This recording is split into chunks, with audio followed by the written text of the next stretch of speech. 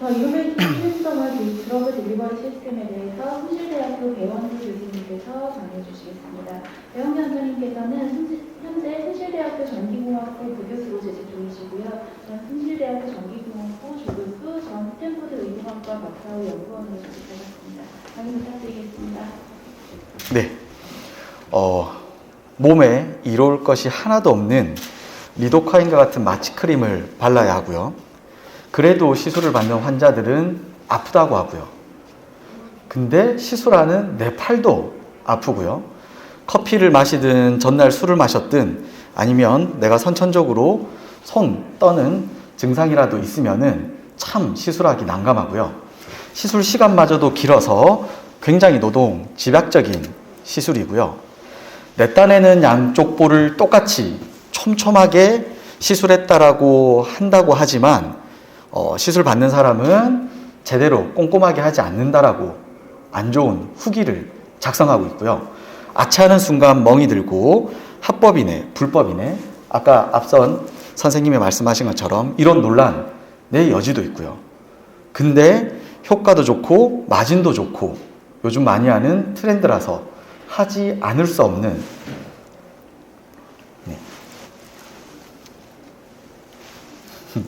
네, 안녕하세요. The Innovative Transdermal Drug Delivery System의 발표를 맡은 배은규입니다. 이 시간에 저는 저희의 피부 연구팀이 연구한 이 세 가지 논문을 근거로 현재 경피 약물 전달 분야에서 불고 있는 혁신에 대한 이야기를 해보고자 합니다. 자, 피부로 뭔가를 집어넣기 위해서는 모두가 다 알다시피 이런 실린지 주사기를 활용하고 있죠. 이 주사기는 1850년대에 많은 의사분들, 발명가들에 의해서 만들어진 아주 혁신적인 도구인데요. 이 세 분이 그 발명을 한 주역으로 알려져 있죠. 이러한 기존의 전통적인 주사기는 빨대 형태의 바늘을 가지고 있고요. 약물을 집어넣는 챔버, 그 약물에 엄청난 압력을 발생시키는 펌프 구조를 가지고 있는 것이 그 특징입니다. 그때 당시에는 굉장히 어려운 기술이었기 때문에 이 기술을 설명하기 위해 많은 과학자들은 종종 독살, 독 전달 메커니즘을 활용해서 이 기술을 설명하곤 했었습니다. 바로 프론트 팡트 베놈 스네이크, 즉 어금니가 앞쪽에 존재하는 독사인데요. 이 독사는 주사기와 마찬가지로 빨대 형태의 아주 큰 어금니를 가지고 있고요. 이 어금니와 연결되어 있는 침샘, 즉 독샘이죠. 그리고 이 독샘을 아주 강력한 힘으로 쏴주는 컴프레셔널 머슬이 존재하고 있습니다. 즉 현재의 주사기와 100% 동일한 구조를 가지고 있죠. 그래서 이 똑같은 원리로 우리는 지금까지 주사기라는 걸 만들어서 쓰고 있고요. 학문적으로는 이러한 주사 방법을 High Pressure Based Injection Method, 즉 아주 높은 압력을 통해서 약물을 밀어넣는 방식으로 분류하고 있습니다.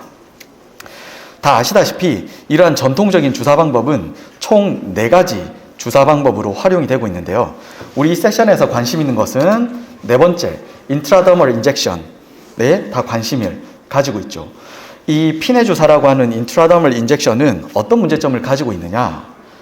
그림에서 보는 것처럼 이렇습니다. 20에서 약 50 마이크로리터가 한 스팟에 들어갑니다.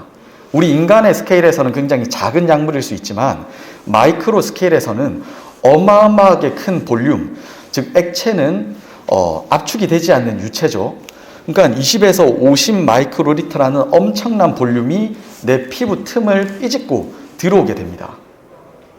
혈관이 터질 수밖에 없겠죠. 그리고 살이 부풀어 오르는 엠보싱이라고 하는 단점 또한, 부작용 또한 있는 게 현실입니다. 그리고 시술을 하는 입장, 그리고 시술을 받는 입장에서 이 스킨 부스터, 피내 주사라고 하는 이 시술 방법이 아파도 너무 아프다라는 게 문제입니다. 리도카인이라는 약물이 마취제로 지금 활용이 되고 있는데 아마 시술해 보시는 분들은 느끼겠지만 리도카인을 발라도 통증이 없어지지 않습니다. 왜냐하면 그 이유가 2019년도에 사이언스지에서 밝혀지게 됩니다. a newly discovered cell type for pain perception. 즉, 기존에 우리가 일반적으로 알고 있던, 즉 리도카인으로 얼리고자 했던 신경세포 외에 그거보다 훨씬 더 메카니컬 페인을 느끼는 새로운 통증 감각이 있다는 게 2019년도에 스웨덴의 연구팀에 의해서 밝혀지게 됩니다. 이 논문을 보면 인간은 지구라는 환경에서 적응하고 진화의 과정을 겪어야 됐기 때문에 예민하면 예민한 피부를 가진 인간의 개체들만 자식을 낳고 진화가 이루어진 거죠. 즉 외부 자극에, 특히 메카니컬 자극에 예민하게 반응한 피부를 타고난 인류만이 살아남았고 그게 결과가 지금 우리입니다. 그렇기 때문에 이 피내 주사라고 하는 이 엄청난 볼륨의 리퀴드를 이 신경 조직까지 밀어넣게 되면 고통을 안 느낄래야 안 느낄 수가 없는 것이죠.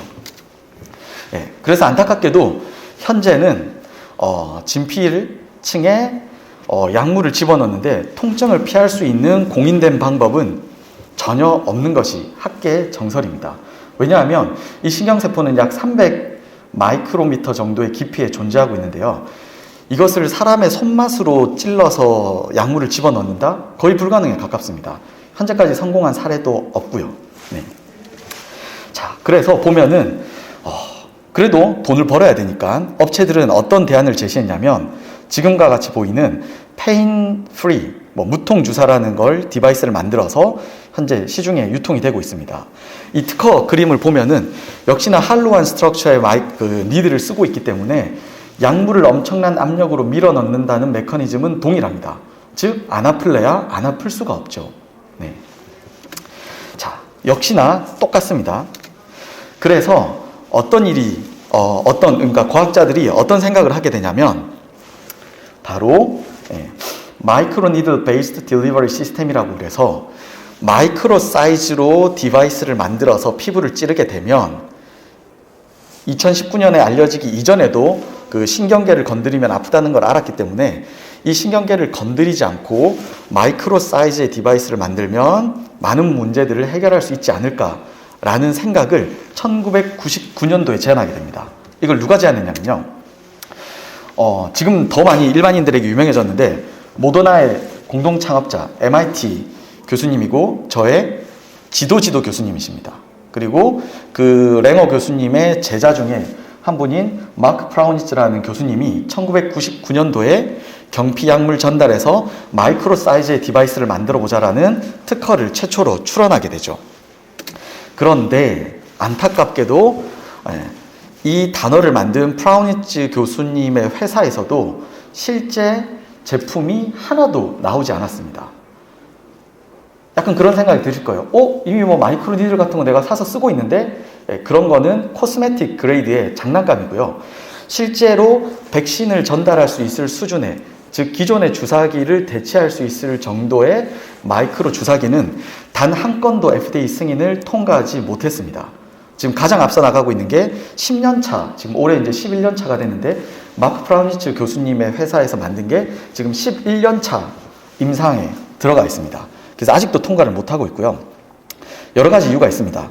대량 생산의 이슈도 있고요.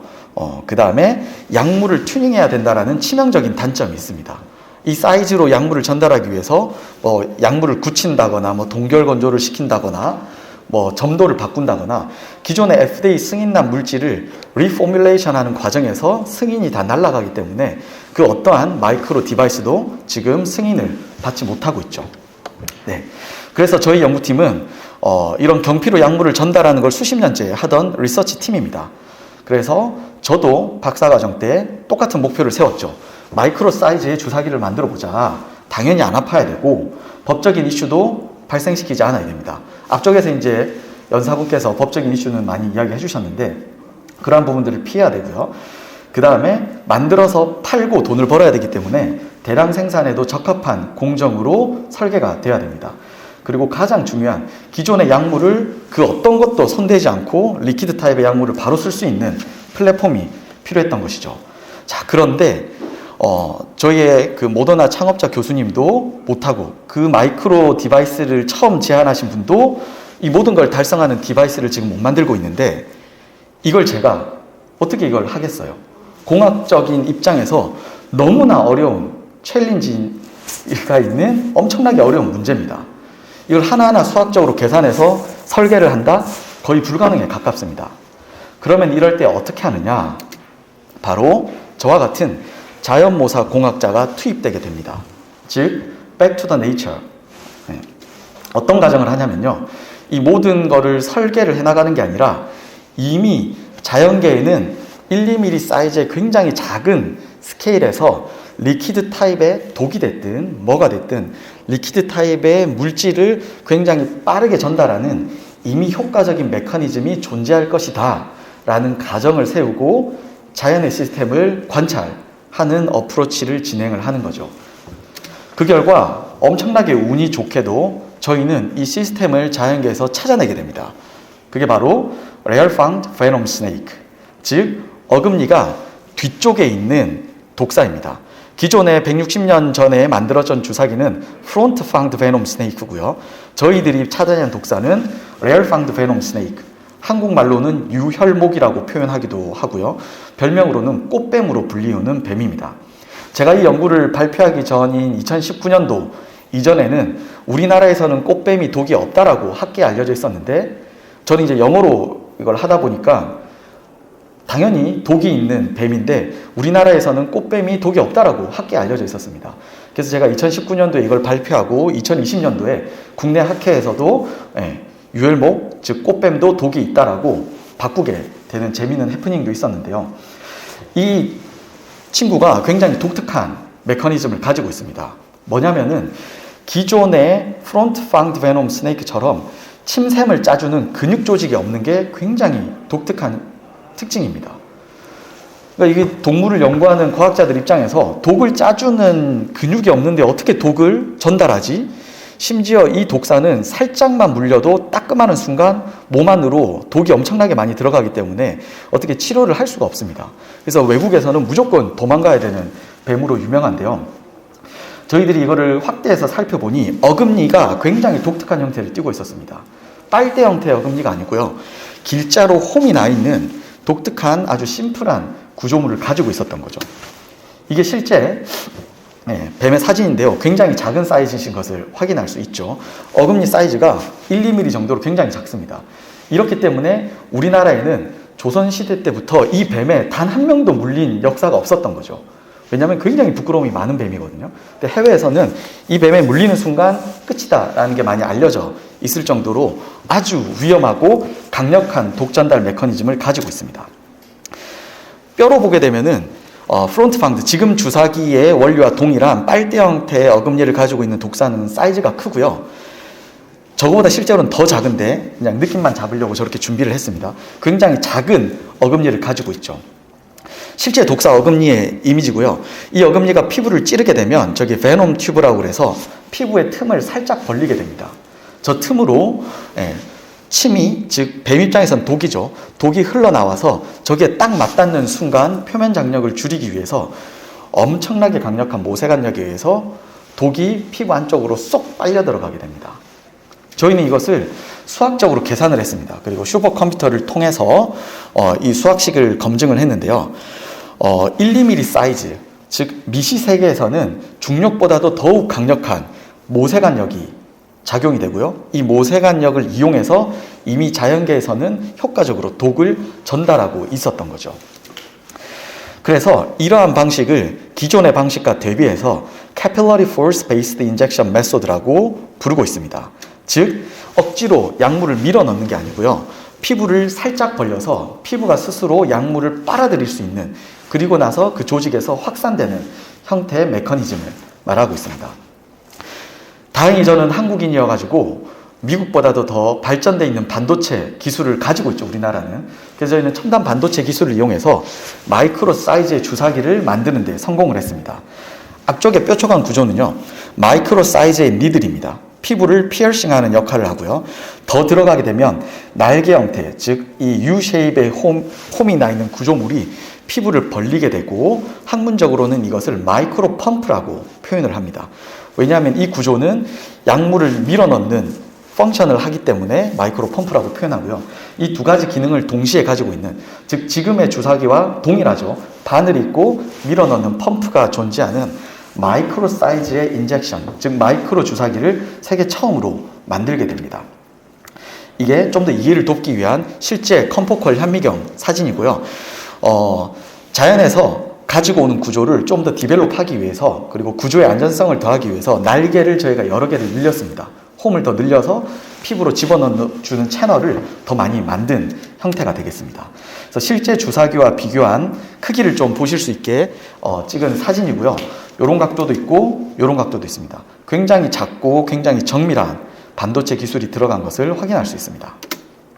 이게 이제 저희가 만든 구조물이 실제 피부에 박혔을 때 이미지인데요.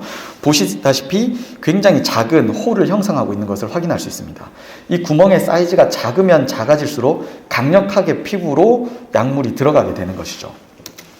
네, 그래서 좀 더 이해를 돕기 위해서 그림으로 그리면은 이렇게 피부에 박힌 구조물은 피부의 미세한 틈을 열게 되고 아주 강력한 모세관력으로 약물을 집어넣게 된다라고 설명할 수 있습니다. 네, 이것은 실제 또 컴포퀄 이미지인데요. 파란색의 저희 마이크로 주사기가 피부에 찔렀을 때 박힌 모습입니다. 아까 앞선 연사분이 설명하신 대로 실제 이런 마이크로 사이즈의 구조물을 피부에 박게 되면 피부는 탄성체이기 때문에 그대로 박히지가 않습니다. 지금 보시는 것처럼 피부는 디폼이 되고요. 이 디폼이 된 이후에 나머지 길이가 피부에 박히게 되는 것이죠. 그래서 정확하게 이 바늘 길이를 조절해서 생산하는 게 굉장히 중요합니다. 너무 길게 되면 신경을 건들게 되고요. 너무 짧으면 피부가 디폼만 되지 실제 찌르지는 못하게 되죠. 그래서 기존에 시중에 유통되는 마이크로 니들이라고 포장돼서 판매되는 코스메틱 제품들이 다 이런 형태로 승인이 난 겁니다. 바늘 길이를 짧게 식약처에서 승인을 해주고요. 피부를 디폼만 시켜라, 실제 찌르지 마라 라는 기준으로 지금 현재 유통이 되고 있죠. 즉 저희가 원하는 약물을 집어넣는 기능을 수행하는 제품은 지구상에 하나도 지금 없는 상황입니다.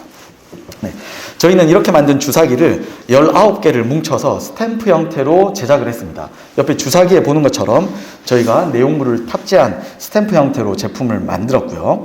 이것을 가지고 스킨 부스터 또는 다양한 약물들에 대한 실험을 진행을 했습니다. 그래서 저희는 메디컬 그레이드로 가야 되기 때문에 당연히 동물 실험도 진행했고 인체 시험도 진행을 했습니다. 너무나 당연하게 가지고 있어야 되는 자료인데 이런 자료마저도 글로벌 기업들도 없습니다.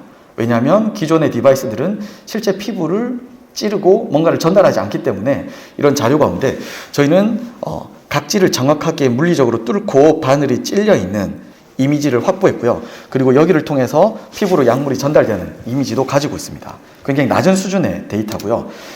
굉장히 높은 수준의 데이터는 이겁니다. 실제 컴포컬 이미지로 저희가 한 일주일 정도 밤을 새서 촬영한 수천 장, 수만 장의 이미지를 합쳐서 3D로 복원을 한 영상이고요. 이게 피부 학회에서 엄청 센세이션을 일으켰죠. 왜냐하면 실제 피부 안으로 약물이 전달된 걸 눈으로 확인한 첫 사례입니다. 파란색의 각질이 디폼이 돼서 안쪽으로 밀려 있고요. 마이크로 주사기가 투명한 진피층을 뚫고 들어가 있고 녹색의 약물이 투명한 진피층에 전달되어 있는 걸 저희가 실제로 촬영한 이미지가 되겠습니다. 네. 그리고 저희는 주사기이기 때문에 글로벌 메디컬 그레이드로 승인을 받으려면 무조건 백신을 전달해야 됩니다. 뭐 화장품을 전달하는 걸로는 승인이 나지 않고요. 무조건 백신을 피부로 전달해서 혈액에서 검출이 돼야 되고 실제 독감 바이러스를 노출시켰을 때 얼마나 얘가 생존을 하는지 그런 포멀한 데이터입니다. 이거는 뭐 제가 실험한 건 아니고요. 저희 같이 연구하는 연구팀과 제약사에서 직접 실험을 해준 데이터가 되겠습니다. 저희는 이 연구 내용으로 2019년도에 Science Translation Medicine, 즉 의공학계에서는 가장 높게 치는 저널의 표지 논문으로 소개가 돼서 글로벌리 이제 오픈을 하게 되었고요. 국내 모든 메이저 언론사 뿐만 아니라 전 세계 언론사에 새로운 형태의 주사기가 나왔다라고 해서 소개가 되었습니다. 이건 이제 제가 이 발표를 준비하면서 며칠 전에 찍은 이미지인데요.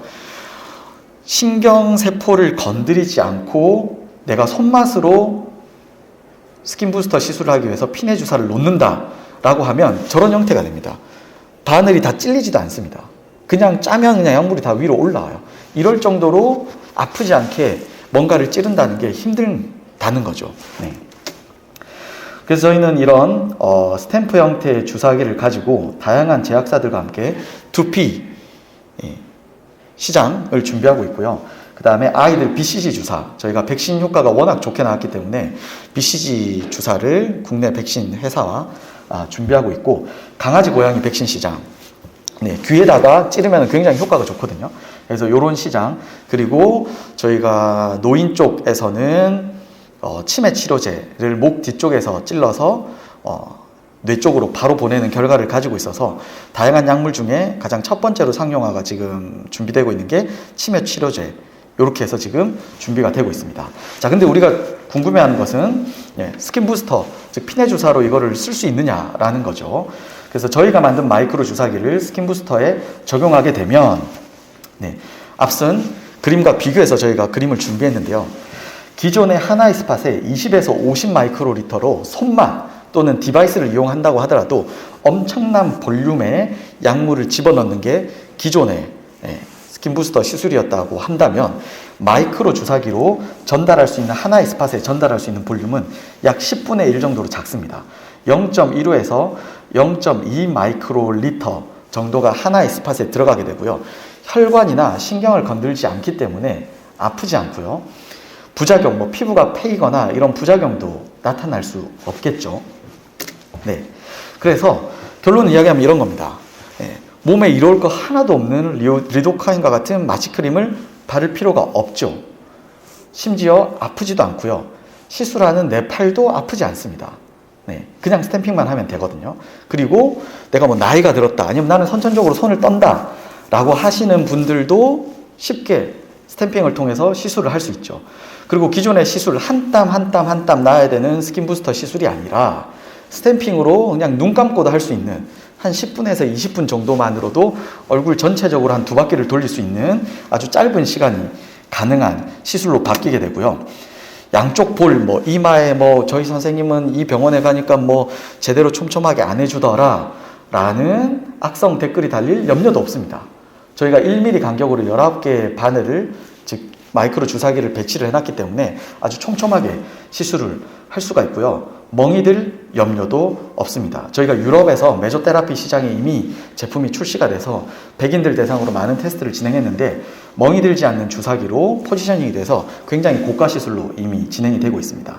그리고 합법이네 불법이네 이런 논란도 없습니다. 그리고 결론적으로 효과도 좋고 마진도 좋고, 그리고 독사 전달 원리를 이용한 새로운 형태의 주사기를 이용한 시술, 즉 마케팅을 선도해서 트렌드를 더 끌고 갈 수 있을 것이라고 생각하고 있습니다. 이런 연구는 제 혼자 하는 연구는 아니고요. 다양한 해외 대학이랑 국내 대학의 많은 연구자들과 함께 연구를 진행하고 있고, 이 자리를 빌어서 감사의 말씀을 드리겠습니다. 지금까지 경피약물 전달 분야에서 부는 혁신에 대한 이야기를 전달드렸습니다. 감사합니다. 제가 궁금했던 거는 혹시 이런 약물을 전달할 때 정확한 용량이 들어가는지, 그리고 로스량도 중요할 것 같은데 그런 부분에 대해서 혹시 어떻게? 정확한 양을 전달하는 것은 논문에서도 굉장히 중요하게 보는 거라서 이 정도가 전달이 되고요. 로스라는 거는 있는 게 좋은 겁니다. 기존의 원장님들은 이제 전통적인 바늘을 쓰다 보니까 로스에 대해서 예민한데, 피부가 머금을 수 없는 것은 내뱉는 게 맞습니다. 그래서 부작용이 없는 거죠. 기존에는 로스를 어떻게든 줄이려고 과도하게 약물을 넣다 보니까 피부 꺼짐이나 여러 가지 문제가 생기죠. 그래서 얘는, 이 디바이스 같은 경우는 위쪽에 엄청나게 로스가 많습니다. 그런 건 어차피 우리가 흡수할 수 없는 과도한 양이기 때문에 로스를 저희는 오히려 더 유도를 하고 있는 형태로 디바이스가 제작되어 있습니다.